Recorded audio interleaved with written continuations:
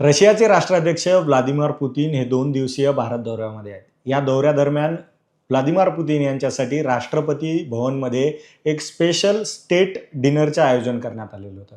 या डिनरसाठी पंतप्रधान आणि कॅबिनेटमधील महत्त्वाच्या नेत्यांना निमंत्रित करण्यात आलं होतं. मात्र प्रोटोकॉल तोडून देशाच्या विरोधी पक्षनेत्याला म्हणजे राहुल गांधी यांना आणि मल्लिकार्जुन खरगे यांना या स्टेट डिनरचं निमंत्रण देण्यात आलेलं नव्हतं. इथपर्यंत ठीक होतं. मात्र काँग्रेस खासदार शशी थरूर यांना ह्या स्टेट डिनरचं निमंत्रण देण्यात आलं आणि त्यावरून काँग्रेसमध्येच अंतर्गत वाद सुरू व्हायला आपल्याला पाहायला मिळत आहे. शशी थरूर यांनी ते निमंत्रण स्वीकारलं आणि मी या डिनरला जाणार असं सांगितलं.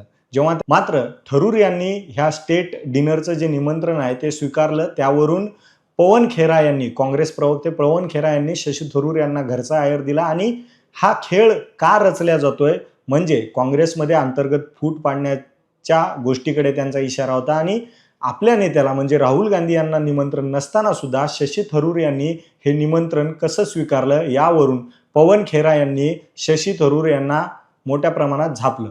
तर दुसरीकडे राहुल गांधी यांनी सरकारवर आरोप केलेत की सरकार प्रोटोकॉल पाळत नाही आहे.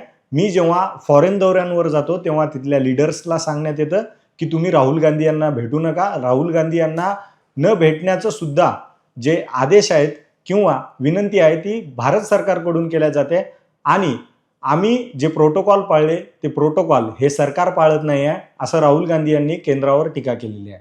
व्लादिमीर पुतिन यांच्या दौऱ्यावर आणि काँग्रेसमधील अंतर्गत वादावर हे जे एकूण निमंत्रण आहे डिनर डिप्लोमसी आहे ते आपल्याला पाहायला मिळत आहे.